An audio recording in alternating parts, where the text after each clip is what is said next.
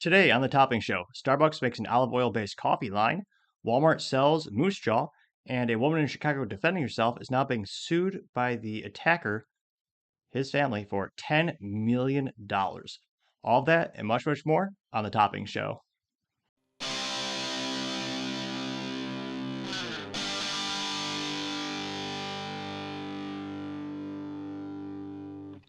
Thank you everyone for tuning in today. Today's episode of the Topping Show is sponsored by ExpressVPN and Topping Technologies. ExpressVPN helps protect your online data, and Topping Technologies is an IT value-added reseller and services company with a special proficiency in IT security. If your business needs assistance, you can reach them at sales@toppingtechnologies.com. Now, going on to the business section of the podcast, Home Depot announced they're going to invest $1 billion to increase wages. This during one of the greatest economic downturns of my lifetime, which is a fancy commendment to their employees as well as the business as a whole. They say this will result in increasing the hourly wage to about $15 an hour across all markets. This also coming after in the news that they slightly underperformed Q4 and they are going to scale down their expectations and their outlook for 2023. They actually missed analysis estimates for the first time since 2019.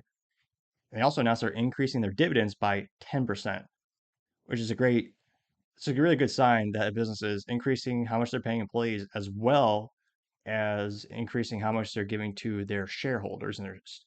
So that's great news all around. I'm not too shocked that they slightly missed their earnings. A lot of these companies, especially Home Depot, during COVID had peak record performance because a lot of people during COVID, they had the opportunity to work from home for the first time and they realized, hey, I'm in my office most of my life at my home. Why not reinvest? So a lot of people wanted to do the DIY and do it yourself. Went to Home Depot, was one of the staples for buying materials, as well as having employees with expertise to help you complete those home projects.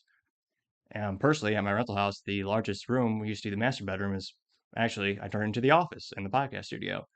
So I'm not too surprised that a lot of people are reinvesting in where they're staying.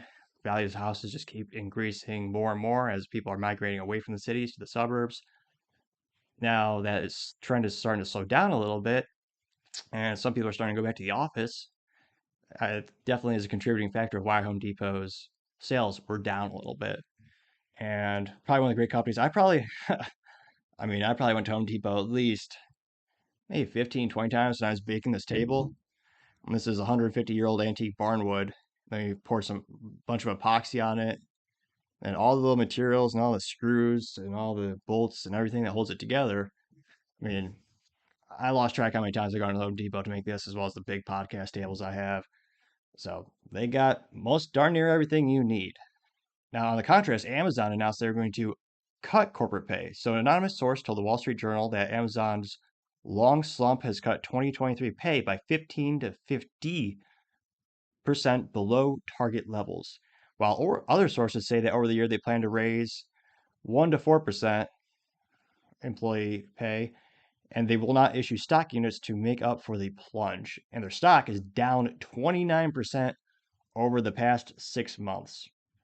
It's no shock that there are rumors that Jeff Bezos might be coming back to the company to try to turn it around, as a lot of companies, when their founders leave and they start to go in different directions, sometimes the founder comes back and they're able to propel the company, bolster their profits, take into a new, more appropriate direction to maybe the original company's value lines and their core competencies.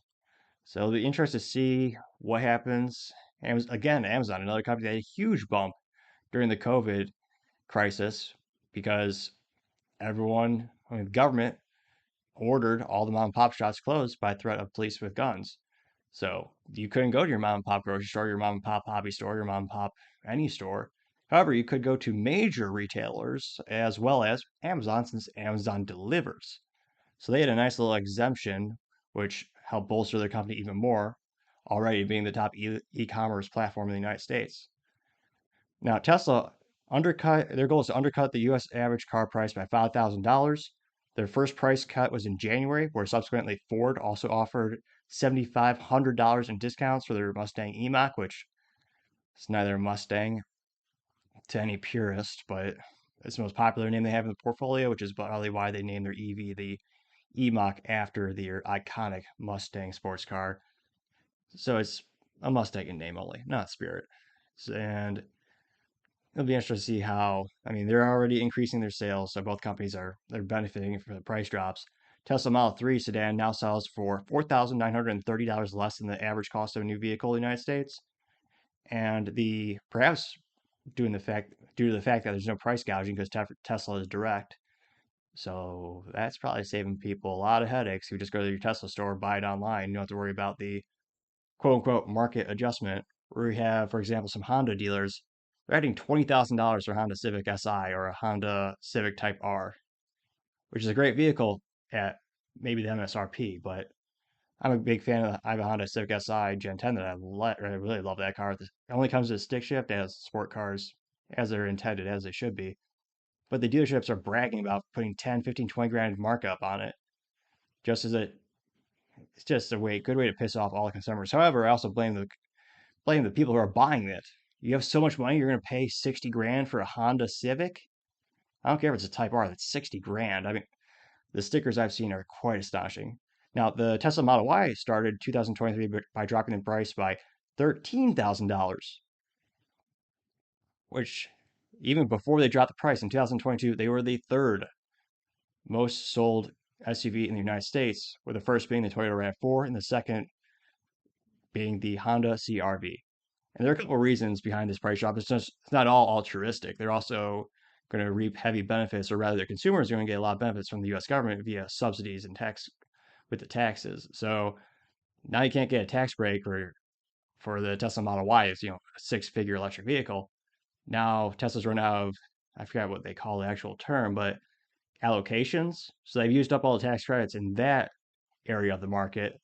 So they lowered the price point so that their buyers could qualify for this new price point, more around 50 grand, I believe. So it's clever because people are basically getting that money erased from their income tax on a federal level. Granted, back in the day, you have a federal income tax in the government and everything worked just fine. Back before World War II, there was no such thing. Perhaps that's one of the reasons they call it the good old days. Now, going to Walmart, they're going to sell Moosejaw to Dick's Sporting Goods. Now, Moosejaw is a Michigan-based brick-and-mortar online sporting goods retailer founded in 1992. They have brick-and-mortar stores in 6 states with about 350 employees carrying 400 products and 400 brands, rather. And Walmart bought the chain for about $51 million a few years back, but Walmart cited the difficulty with direct-to-consumer products, as well as those products being hard to integrate into large companies.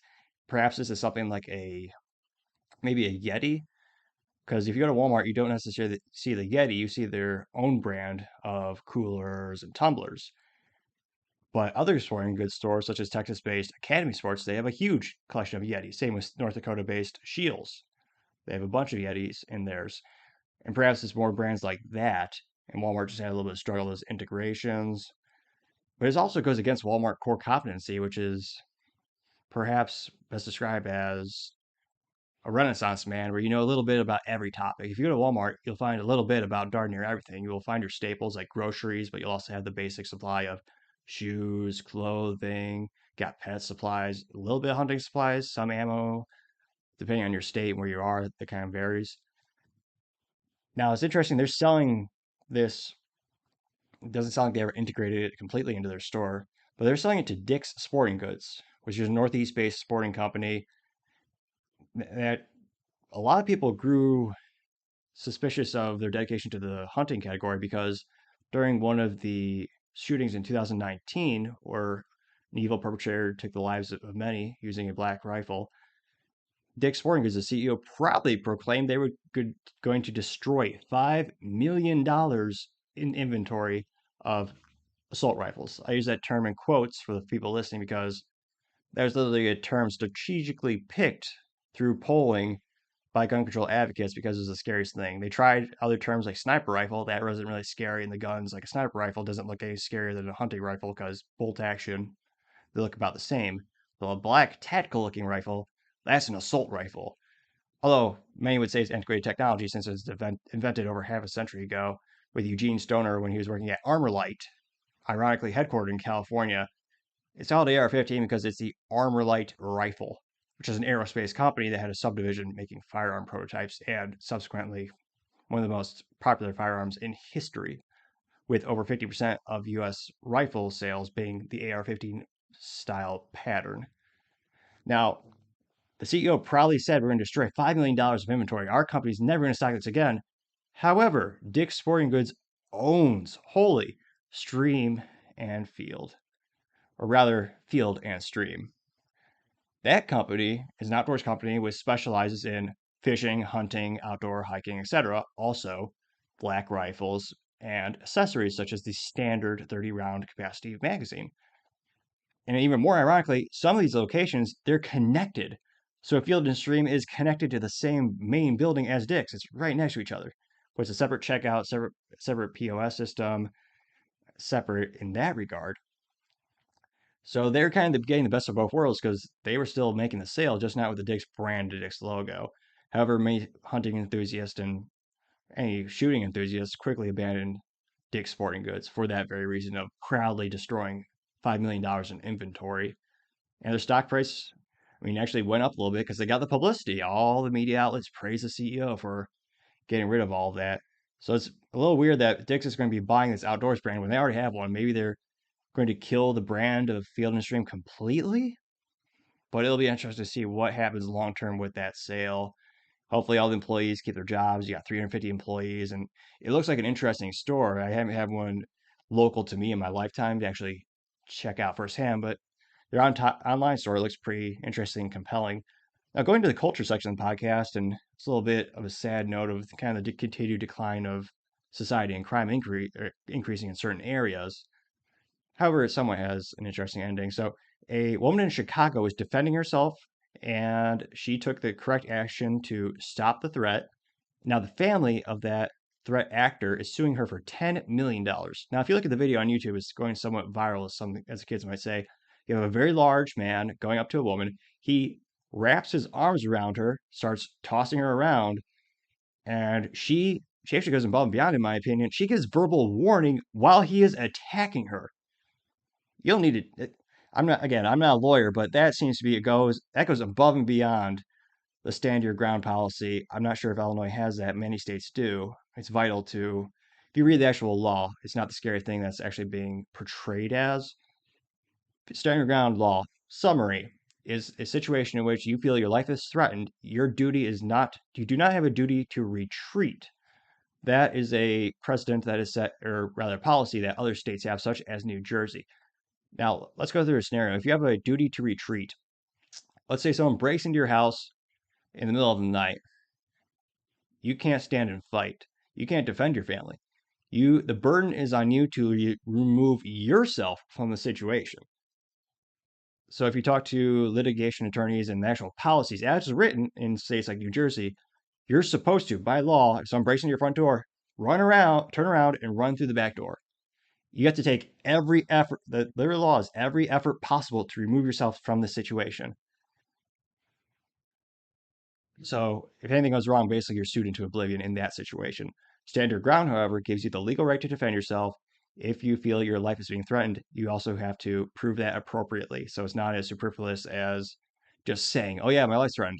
It has to be reasonable. So someone coming up, wrapping their arms around you, hitting you, that sounds like the exemplar use case for that situation. So she told him many times, hey, stop, I have a gun, I'm armed. He wouldn't stop, so she turned around and shot him, subsequently ending that threat actor's life. Some are saying some are trying to conflate her role. So technically, her full-time job is a Chicago police officer. She was not in uniform, and she was using a personal handgun. So in terms of the situation, she is going to be treated as a civilian, and in my opinion, she won't face any criminal charges, or sorry, if she's prosecuted criminally, she will easily defeat that charge based on the material we have now. And it's disgusting. Now, in civil court, perhaps one of the most famous distinguishing moments in civil court versus traditional, the court. Sorry about the brain fart there. Traditional court. If you're being charged for murder, the the burden of proof is pretty damn high. It has to be beyond a reasonable doubt. With one of the most famous examples being O.J. Simpson. they had to prove beyond a reasonable doubt that he was a murderer. Because there are some gray areas, the prosecution could not get that 51%. They couldn't get a majority says guilty. The charges were dropped for him. However, in civil court, that burden is much, much, much less.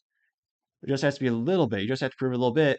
That's why O.J. Simpson has had to pay millions of dollars because he lost the civil case. Now, the family of the threat actor here is suing her for $10 million. Based on that situation, they shouldn't receive a penny, given the information we have at hand with how she defended herself. And it's sad that in this days and age, you have to worry about the legal ramifications of protecting yourself and your family, where it seems so black and white in terms of the situation, how it went down. And it also goes to show you should always have, or highly recommend, having some type of insurance, specifically for his defense and firearms. There's a lot of nonprofits as well as legal entities specifically designed to handle those types of situations. I'm not a paid spokesperson for any of them. I know Cleon Noir is one of the most famous Second Amendment and firearm civil advocates, and I believe he's an ambassador for USCCA. So I've heard a lot of good things about that organization. Read the fine print, make sure you're properly covered and you're aware of your coverage for you and your family. So if you have this situation, they will fight for you appropriately and to prove beyond a reasonable doubt that you ended the defense, or sorry, rather, you ended the threat to protect you and your family. Now, going into the politics, which inevitably also touches business, the White House declined a veto for the Apple Watch ban. Now, the White House upheld a International Trade Commission, ITC, whose ruling may result in an import ban on Apple Watches, according to AliveCor. And AliveCor is a business, ALIVECOR. Now, AliveCor is a medical company that has accused Apple of patent infringement. The ITC ruled in December that Apple did infringe on AliveCor's wearable electrocardiogram patents, though the commission called for a ban on the Apple Watch. The imports in order, let's see here. The order is on hold because of a dispute before the Patent Trial Appeal Board, which recently ruled in AliveCor's patents were invalid. So you have a couple conflicting situations here. One court is saying the patents aren't even valid. The other court is saying if the patents are valid, then they should have a right to stop this competitor for stealing their technology. And this isn't the first time that the White House and the president actually got involved. Back in 2013, then President Obama vetoed a similar ban on iPhone and iPad imports after the ITC ruled that Apple had infringed on Samsung's patents. And it's one of those interesting situations where there's a big deal out of the court of public opinion. I don't know if AliveCor sells direct to consumer or if they just sell to hospitals or business to business type of sales. But no one is going to be happy if you take away their shiniest toy. Millions of Americans love the Apple Watch. And in many cases, these litigations are going on for years and cost a lot of money, lots of lawyers. So it'll be they start to see what the long-term decision is made. But it might be as simple as Apple pushing out an update that temporarily disables that one feature, because then you could perhaps say that they're not infringing on technology because it's not using it. And if it's even a certain software link, they can remove it. But just given the immense power, Apple is quite literally the most profitable company on the planet. They're more profitable than oil, diamonds, gold, all those mining companies, all those natural resources companies. They are worth more than all of them, which is quite astonishing and a great, fantastic accomplishment, too, to think it started off as many tech companies did in a garage with Steve Jobs, Steve Wozniak. That's astonishing. Because of that power and because of the court of public opinion and just the sheer market share of the volume of how many of those watches are out there, I don't necessarily seeing this going in AliveCor's favor. Again, I'm not a patent attorney or a lawyer, but just reading about what I have over the past couple days, that I just don't see it going their way. Now, other pseudo politics, and I say is politics affecting business again, and this one perhaps being more appropriate, or in my opinion, more valid. Now, the EPA is ordering Norfolk Southern to handle the cost of the Ohio train derailment, which has resulted in one of the largest chemical spills, at least in my lifetime, that I've been aware of. Norfolk Southern is a Class 1 freight railroad that was formed in the United States in 1982 with the merger of Southern Railway, Norfolk, and Western Railway now headquartered in Atlanta, covering 19,920-mile routes in 22 states. So they have quite a wide spread that they have to take care of. And the EPA is also threatening that they will have to pay 3x if they A, cut corners, or B, the EPA has to do the work on their behalf, and then they turn around and say, hey, this is our cost, you're paying us 3x multiplier on that number. The situation is progressing, and it's one of the most, it's a quite sad situation. It started off with the local and federal authorities evacuating everyone within a 1 mile radius of the derailed trains, and the government officials ordered a quote unquote controlled burn of the industrial chemicals. I say quote unquote, well, because it's a quote by them, but also a little bit of my pessimism, because that's one of the most precarious ways to get rid of chemicals, because it goes in the air, it doesn't go straight up, it moves. One of the reasons that no one has used chemical weapons in mass since World War One, partially because of the inhumanity, partially because it's not as effective as people thought it was. Because at the change of a wind breeze, all of a sudden, your mustard gas going towards your enemy, it comes right towards your troops. Same thing is similar to this situation. You think it's going to go straight up, it's going to go all over. This isn't one of those specialty they have special the United States has special disposal processes for getting rid of such as chemical weapons that we've stockpiled throughout the decades. They are in the middle of nowhere, and they heat it up to such a high, outstanding temperature that it simply evaporates and goes rip. It's much more effective at destroying the harsh chemicals.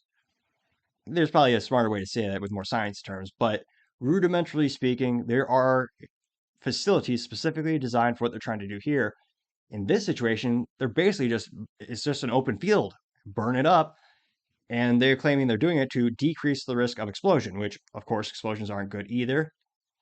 I don't know, but I feel like there has to be a more effective way to deal with this situation and more properly contain all those hazardous chemicals. One of the most hazardous ones includes vinyl chloride, which is a known human carcinogen, fancy word of saying it'll cause cancer and other bad things to happen to you. And it's commonly used to make PVC pipe, which is the white pipe you see at places like the Home Depot, as well as throughout your plumbing in your house. And it's even more disgusting to see politicians use this as a lightning rod and as a cudgel to bully each other. There are some politicians ignoring the situation completely, which is foolish beyond all belief. A lot of politics is just optics and being at the right place at the right time and also doing the right thing, but being there when it counts. And one of the most important lessons in my life is it's one thing to show up, but the most important thing you can do for someone or anyone in that matter is showing up before they know they need you. That's a very special, unique, intuitive skill to have. I mean, in this situation, there should have been resources deployed overnight. And a lot of people blame the bureaucracy. One of my favorite books I'm actually almost done with, I'll probably do a report on it, but I mean, Home Depot, I mean, one of the ways they were able to build a company, because they have very little bureaucracy. And they actually note that in the one of the chapters they talk about their nonprofit work, where if there's a hurricane disaster, their store managers have the freedom to immediately just deploy resources, whether it be extra wood paneling to put up on people's houses to protect from some type of hurricane, or setting out extra generators, or ordering more generators to make sure they have an appropriate stockpile at the stores to facilitate the demand, as well as helping folks for free with materials as well as labor. And they can do that swiftly and effectively because the stores have the individual freedom to make those decisions. They don't need to call manager and manager and manager and manager and manager.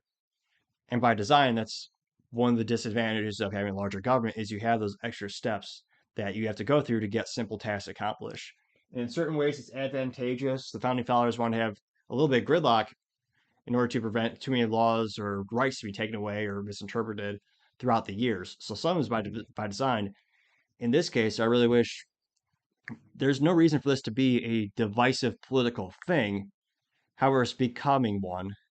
It would be nice if everyone just came together. Granted, in the perfect world, it would be nice if everyone just got together along all the time. However, that's not what's happening here. I mean, my thoughts and prayers are with everyone. I hope the families of other folks are there. There's a lot of anecdotal evidence that's already coming out with independent reporters from the Daily Wire, which actually flew a reporter out there. They're an independent media company, or some say conservative media. Or sorry, they are a conservative media company out of Tennessee. And their reporter said they actually tasted some weird things, and just taste a couple miles away. They were able to taste something in the air, and they smelled something. lot of suspicious things, and there are a lot of folks reporting that their pets are dying within the area as well. Those being independent, anecdotal, and I was about to say civilians in the area reporting to news outlets such as the Timcast IRL, which has a very popular daily YouTube channel and a chat feature where you can contribute your own thoughts and ideals. So I definitely don't think the 1 mile evacuation radius was enough, and I hope that swift action is taken and everyone could come together to make sure all the families and everyone is taken care of and made right to the best of everyone's abilities. So I really hope Norfolk Southern goes above and beyond with their response. Time shall tell if they do the right thing. Now, going on to the business blunder of the week, which some might say debatable. Now, Starbucks is creating a olive oil coffee in order to lure the Italian market, which is fascinating because I've heard of Little Italy, and I know a couple of folks that are Italian. This might be one of their secrets. I have never heard of an olive oil coffee. I know it's used in many of their foods. Maybe this is a thing. This might be one of their secrets getting out. We could be at the forefront. But I mean, I'm checking my watch. It's no, it is not April 1st, so this is a serious business initiative. They're going to be putting time, money, materials behind all this. Two of the most expensive things in business being marketing and educating the customer, telling them we're going beyond our core competency. We're coming out with a new supplementary solution, or in this case, product. So you're gonna have to spend money to tell people about that. And this new line is going to be called Orieto. I don't know how it's pronounced. Might be close, but it's Oleato. So that's going to be the new product line. And it's going to have 3 new drinks. The first is going to be a Oleato latte with oat milk and olive oil. Second will be the Oleato iced shaken espresso with oat milk, hazelnut syrup, and olive oil. And third is going to be the Oleato golden foam brew, crafted with Starbucks sweet milk infused with 2 servings of olive oil. And it's one of those bizarre things I have never. Perhaps they're taking the Apple approach, where instead of asking for feedback, they're saying we will build it. We're going to design it because we know we're going to go make some, breakthrough technology or food offering in this case, and they will come. Similar to the old adage of that stadium: if you build it, they will come. But perhaps I'm a little bit more pessimistic. I mean, personally, I think one of the reasons Starbucks is so astonishingly really exceptionally successful is their complicated mixed drinks. It's basically candy in a cup if you look at nutrition facts. Personally, I haven't done that since college. I just get the black coffee with a little bit of ice so I can chug the whole thing immediately because I need caffeine energy right now, or yesterday, sooner. Now, the 2 reasons I feel Starbucks is justified in their price point is I get it when I'm one. It is a mobile office with free fast Wi-Fi. You'll connect within seconds, or if you have a hotspot, it's also a safe, clean place to work. I usually like hotspot because it's more secure. But for average folks, free Wi-Fi through their corporate network, as long as you make sure it's theirs, not an imposter, that's a great value. And for that, I'll pay $5 if I'm in between meetings or I have a client. It's a great place to conduct business. So to me, that's worth $5. With more and more people working from home and dining at home, I just get the cheapest real bean coffee, grind it up, make my own coffee. I've never thought of olive oil, and given the cost and complexity to introduce a new product, it'll be interesting to see. This might be the most profitable idea in history. Time shall tell. I am a little pessimistic. I don't think it's going to be long term. Perhaps it's a seasonal thing, but it'll be interesting to see if they can make a profit off of it because they're going to have to spend a lot for materials for all this thing. The olive oil is not a cheap thing. If you buy the authentic, real olive oil, there's a lot of fakes out there. Read the label, you'll see what the percentage is. Some might be real extra virgin, but if you look at the percentage, it's 10%. So that means 90% is BS. It's not the real thing. So it'll be interesting to see long-term things for profit. But right now, I gotta say that's gotta be the business blunder of the day.